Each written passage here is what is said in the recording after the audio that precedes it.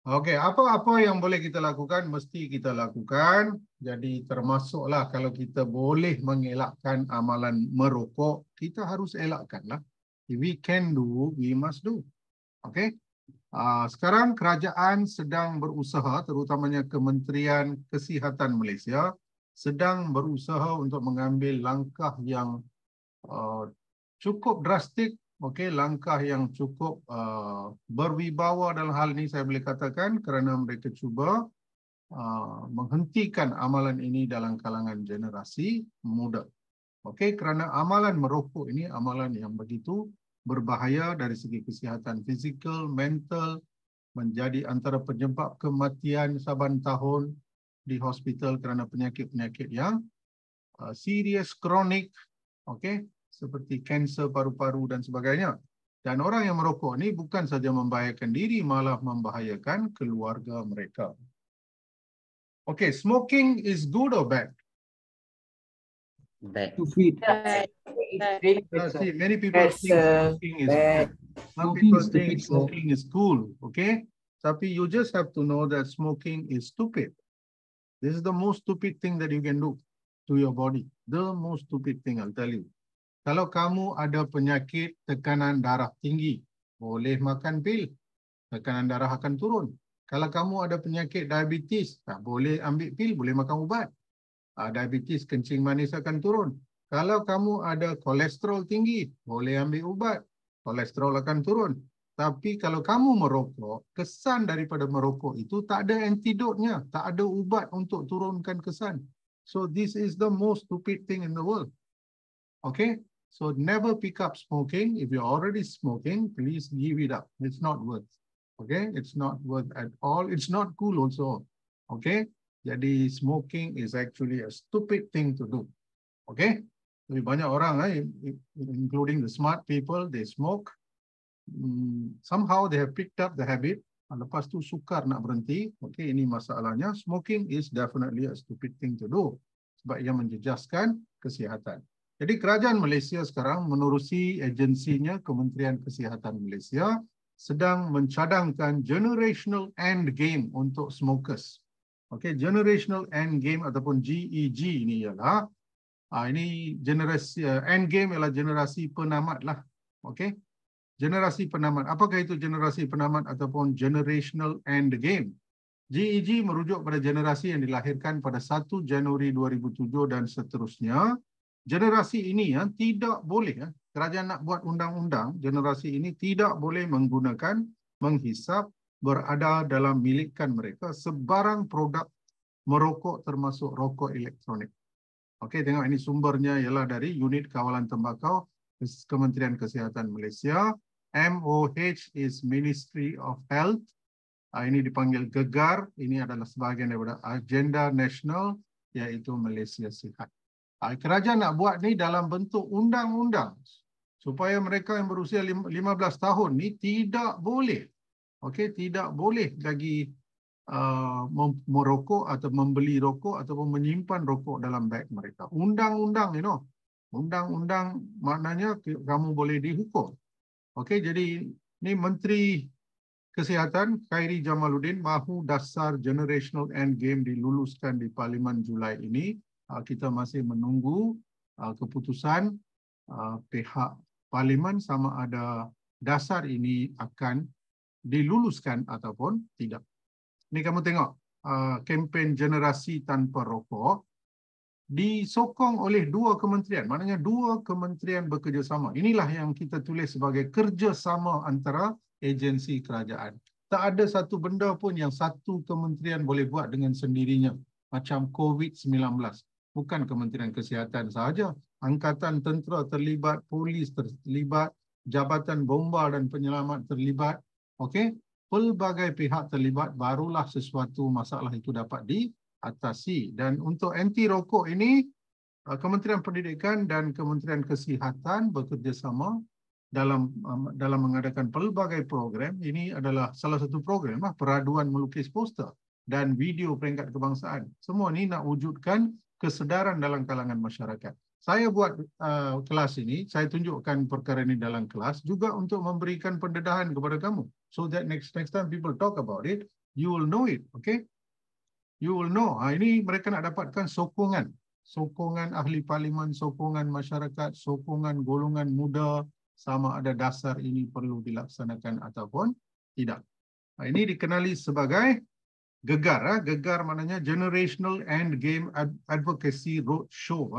Advocacy ini maknanya ialah public support lah. They are looking for public support.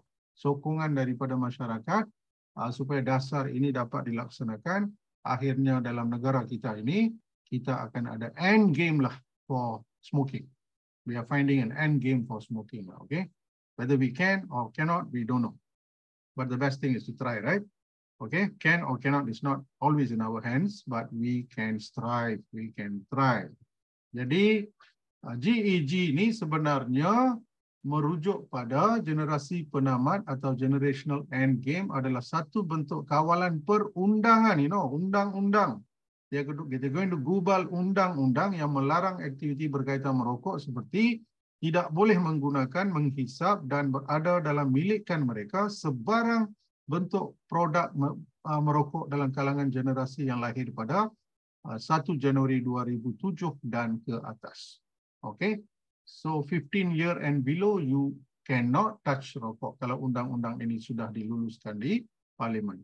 So diminta beri sokongan, lindungi kesihatan generasi akan datang daripada masalah ketagihan, nikotin serta bahan kimia berbahaya akibat daripada produk merokok. Hashtagnya saya sokong GEG lah.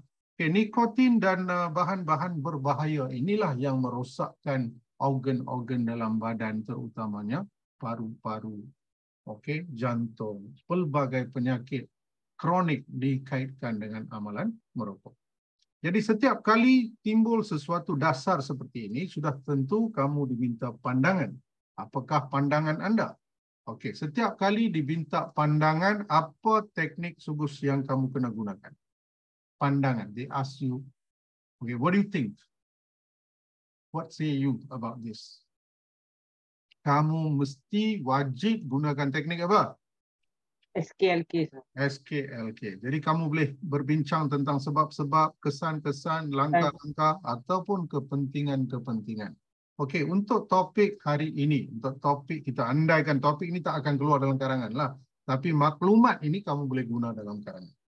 Okey, the end game ni kamu boleh guna sebagai salah satu langkah yang diusahakan oleh Kementerian Kesihatan Malaysia. Lagi pro lah gaya kamu menulis tu sebab satu, kamu mengetahui isu semasa, kamu mengikuti perkembangan semasa. Dua, kamu guna nama kementerian, bukan kata generally kerajaan. Most student until form 5, they use just the word kerajaan only. Everything is kerajaan for them. Itu lemah. Tapi sekarang kamu tulis secara lebih jelas Kementerian Kesihatan Malaysia dan kementerian-kementerian lain yang berkaitan. Okey? Dan perhatikan SKLK. Isu generasi penamat dalam hal GEG, Generational End Game ini, kita boleh lihat dari sudut sebab-sebab amalan merokok, kesan-kesan negatif amalan merokok, langkah-langkah untuk merealisasikan GEG, merealisasikan, mencapai atau menggapai atau menjadikan ini satu realiti di negara kita, dan kepentingan langkah GEG. Okey, bukan ini tidak bermaksud semua orang sokong. Banyak juga ada pihak yang membangkang. Dia kata how we can stop smoking. You know, smoking is also part of human rights. It's their right. They want to smoke. It's their body. You know, their rights. Ada juga suara-suara macam itu yang turut diberikan pandangan. Pelbagai pandangan ada, jadi kita kena ambil kira, barulah satu keputusan yang baik boleh dibuat. Okey, siapa boleh bagi sebab-sebab amalan merokok? Satu, sifat ingin mencuba. Bagus, sikap ingin cuba. Satu. Dua. Pengaruh rakan sebaya. Pengaruh rakan sebaya. Rakan sebaya ni bukan saja ada di sekolah. Boleh ada di sekolah, kolej, universiti, tempat kerja. Kalau kamu dah berhenti sekolah, kamu nak meneruskan pekerjaan di suatu organisasi, kilang, syarikat, di situ pun akan ada pengaruh rokok. Okey, apakah kesan-kesan negatif amalan merokok? Ketagihan. Ketagihan. Benda ni kalau sekali dah pegang, kita akan terus menagih. Okey? Kanser. Ya. Kanser paru-paru. Kanser paru-paru lagi?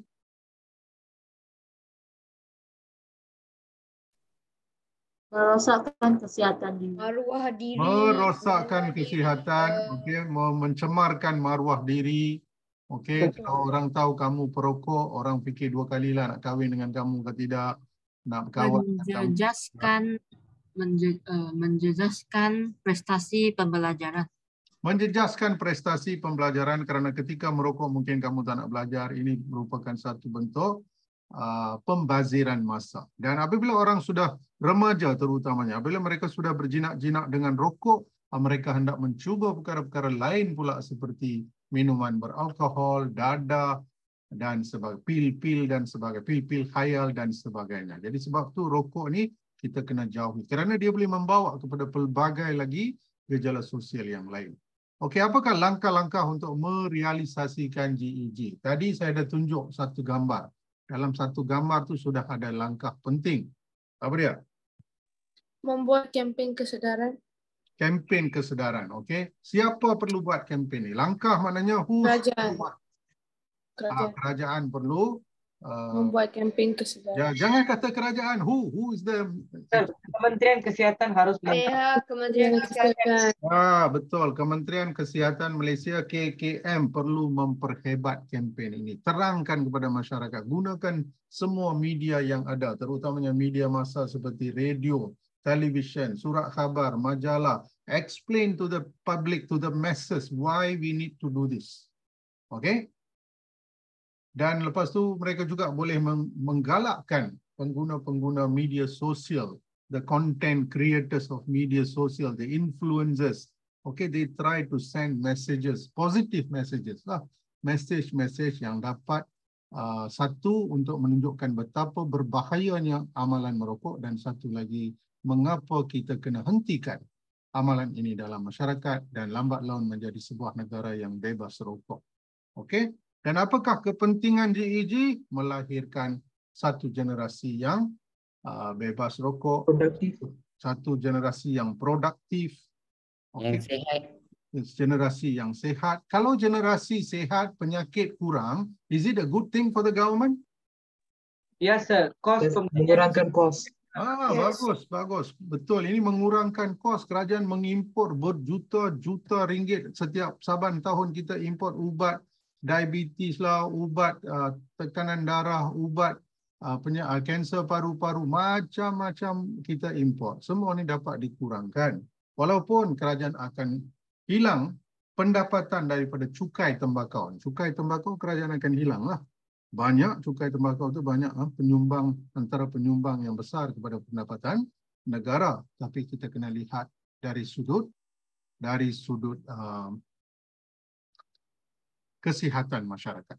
Okey, so inilah cara kita ambil isu, kita fikirkan sebab-sebab, kesan-kesan, langkah-langkah, kepentingan.